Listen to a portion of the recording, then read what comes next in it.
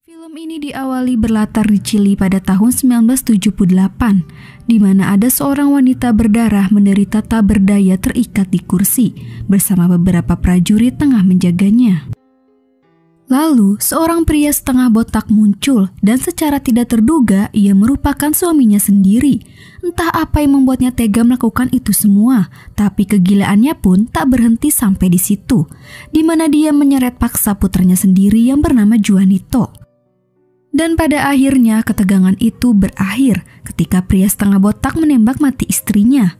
Lalu pria muda tanggung itu harus dipaksa memantap-mantapin ibunya sendiri dalam kondisi sudah tewas. Kemudian scene berlanjut sudah pada latar tahun 2011. Di Chili terdapat 4 sekawan wanita muda, terdiri dari Andrea si manis berambut keriting, Camila si cantik berambut coklat, lalu 2 lagi ada Magdalena dan Julia. Pagi itu mereka berempat berkumpul dan sepakat untuk memulai perjalanan di akhir pekan menuju ke sebuah pedesaan yang tenang, berharap mendapatkan relaksasi dan mengurangi ketegangan dalam suka dukanya hidup mereka masing-masing. Singkat waktu, perjalanan mereka yang hampir sampai memutuskan untuk menepi di sebuah bar demi keperluan bertanya tentang arah jalan. Namun betapa anehnya semua pengunjung adalah laki-laki dan secara bersamaan mereka semua menatap sinis keempat wanita tersebut seperti halnya benci dengan sosok wanita di dalam hidup mereka. Andrea dan yang lain pun merasa takut. Beruntung si pelayan masih baik dan memberikan informasi jalan yang benar. Sebelum lanjut, Julia memberikan sedikit perhatian kepada penduduk sekitar, yaitu seorang anak kecil manis bernama Yoya. Sempat ia mengajaknya bermain dan memberikan sebuah boneka kepada Yoya. Namun setelah Yoya pergi, 2 orang polisi desa datang menghampiri. Andrea pun mengatakan tujuannya berlibur. Polisi itu yang mengaku bernama Pedro dan 1 rekannya bernama George menawarkan bantuan jika terjadi sesuatu. Dengan pulpen, ia menuliskan nomor teleponnya di pergelangan tangan Andrea. Sampai di titik ini, situasi masih terlihat normal. Sementara di sisi lain, setelah melalui hidup menderita bertahun-tahun lamanya, terlihat Juanito menjadi sosok pria dewasa. Namun kepribadiannya terganggu akibat ulah ayahnya yang psikopat.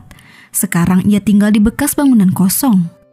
Di tempat tinggal yang tidak begitu terawat, Juanito hanya melakukan sedemikian rupa aktivitasnya sehari-hari. Lalu, beberapa flashback terlihat di mana ayahnya yang psikopat mendidik Juanito agar memiliki kepribadian yang sama. Pernah sejak itu ayahnya memaksa dia melakukan perbuatan gila terhadap adiknya yang bernama Carmen yang masih bayi.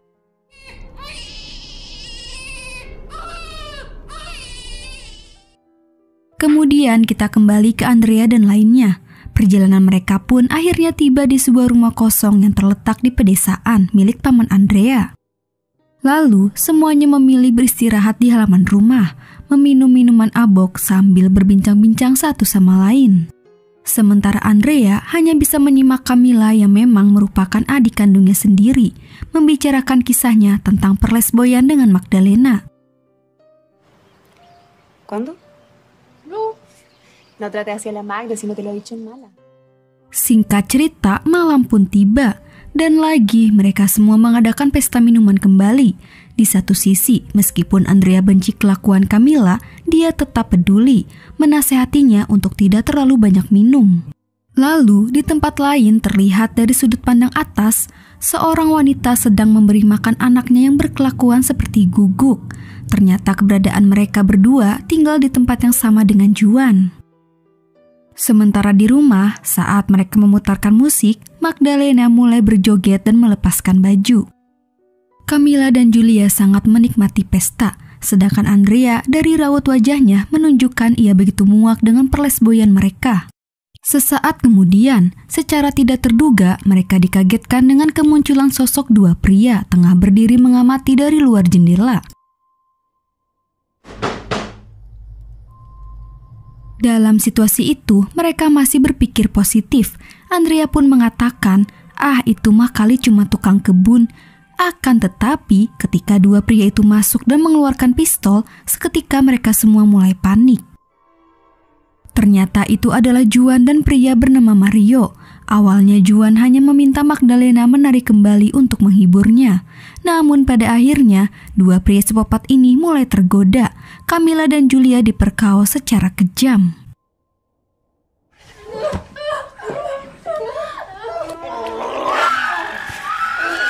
Sementara Andrea tergeletak tak berdaya, menyaksikan adiknya menjerit diperlakukan tidak manusiawi. Setelah puas dengan perbuatannya, Juan membakar ponsel mereka dan membiarkan gadis-gadis dalam kondisi seperti itu. Di keesokan paginya, keempat gadis ini terbangun. Saat Juan masih terlelap, Julia mencoba membunuhnya dengan pistol yang tergeletak. Akan tetapi, pistol itu kosong. Namun apesnya, saat dia mencoba melarikan diri, dari belakang, Juan menembak tepat di kepalanya, membuat dia mati seketika. Seperti jagoan atau psikopat kampung, dengan santai Juan pergi bersama Mario, meninggalkan mereka begitu saja. Sesaat setelah meninggalkan mereka, dalam perjalanan Juan berpapasan dengan polisi Pedro dan George. Pedro tiba di tempat Andrea. Ia sangat kaget melihat Julia sudah tewas. Andrea berusaha mengatakan apa yang telah terjadi. Pada titik ini, terlihat George begitu segan mendengar kata Juan, lantaran dia mengetahui Juan adalah psikopat kampung. Pedro yang memang polisi baru sangat kecewa atas tindakan penegak hukum yang sudah tahu ada pembunuh di kampung ini, malah melindunginya. Kemudian, akhirnya Pedro membawa gadis-gadis ke markas pusat untuk segera mendapatkan pertolongan. Saat mereka di tengah perjalanan, seorang pria kondisi panik datang meminta bantuan. Ia mengungkapkan bahwa Juan telah membawa putrinya bernama Yoya, dan saat ini Juan tengah berada di dalam sebuah bar. Setibanya di bar, untuk mengurangi resiko perlawanan, Pedro mempersenjatai dua warga dan bersama-sama mereka masuk untuk menangkap Juan. Sementara itu, para gadis diminta untuk tetap berada di mobil. Pedro bersama warga berhasil memojokkan Juan, akan tetapi meskipun sendirian Juan mampu melawan, membuat sebagian dari mereka tewas secara mengenaskan. Serangan terakhir, Juan dibantu oleh Mario.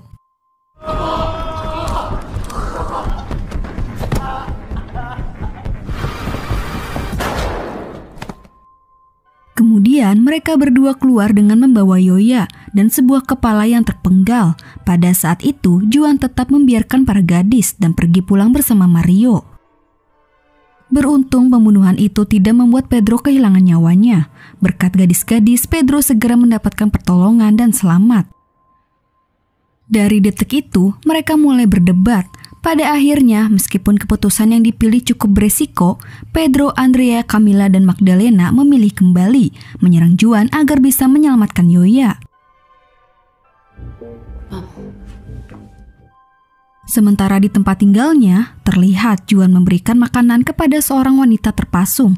Terungkap itu adalah Carmen, adik Juan.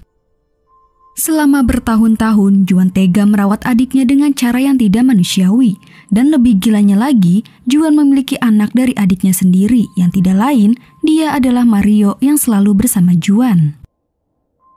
Ketika Juan memberikan tamparan kecil kepada anaknya, kilas balik memperlihatkan bagaimana sekelompok bersenjata mampu mengobrak-abrik markas tempat tinggal Juan dan ayahnya.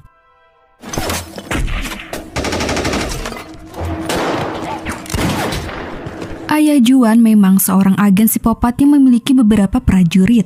Ketika ayah Juan mati tertembak dan semua sudah berakhir, secara tidak terduga Juan malah membunuh semua kelompok tersebut.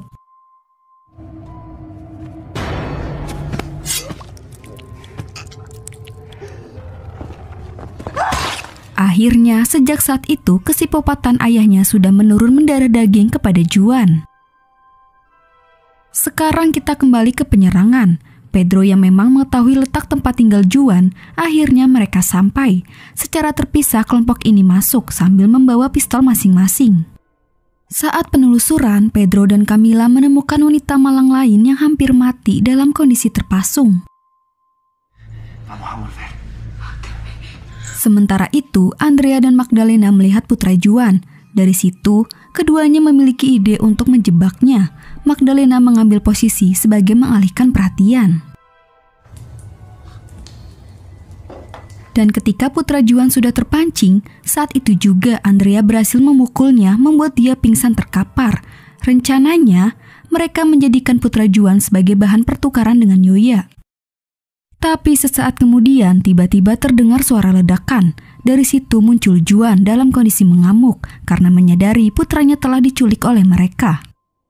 Lalu Juan berhasil memojokkan kelompok ini di suatu ruangan, yang dimana secara tidak sadar mereka malah terjebak di dalam ruangan tersebut. Kemudian dari beberapa sudut ruangan mulai mengeluarkan gas beracun. Lalu dengan gas beracun itu Juan mampu membunuh Pedro dan menyelamatkan putranya.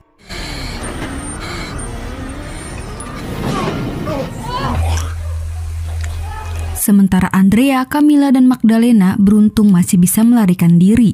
Sekarang mereka yang tersisa tidak mungkin mampu melawan Juan dan putranya. Semuanya memutuskan untuk kabur.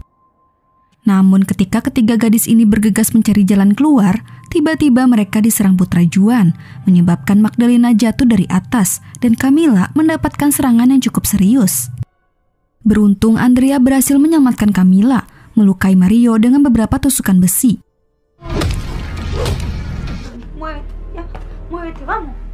Melihat putranya terluka, Juan sangat bersedih. Agar tidak tersiksa, Juan menembak putranya hingga tewas. Di satu sisi, sambil membawa adiknya yang terluka, Andrea berusaha mencari jalan keluar. Akan tetapi, tiba-tiba dia mendengar teriakan Magdalena. Ternyata dia masih hidup. Juan mengikat Magdalena, lalu membunuhnya secara kejam di depan mata mereka. Tidak terima, Camila berusaha menyerang Juan, tetapi serangan itu membuat Camila hampir mati. Beruntung, Andrea segera memberikan beberapa tembakan yang membuat Juan terkapar seketika. Camila sekarat, dia mengalami luka yang cukup serius. Andrea pergi berusaha mencari obat, tetapi dia malah menemukan Carmen dan seorang bayi. Tidak lama terdengar suara Camila berteriak. Ternyata Juan masih hidup. Dia menyeret Camila, membawanya ke suatu ruangan. Saat Andrea terkejut menemukan adiknya sudah tewas, secara tiba-tiba Juan memukulnya. Dari serangan itu, Andrea mendapatkan beberapa tusukan. Beruntungnya ia masih memegang pistol. Dengan pistol tersebut, Andrea berhasil melawan. Ia pun menembak sebotol cairan asam.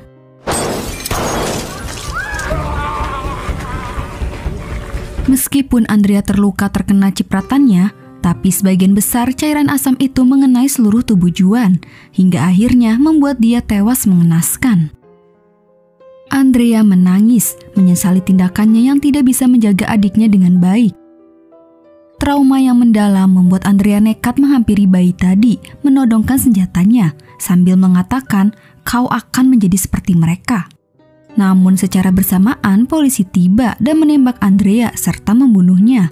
Sayangnya Andrea dan bayi tersebut akhirnya sama-sama tewas.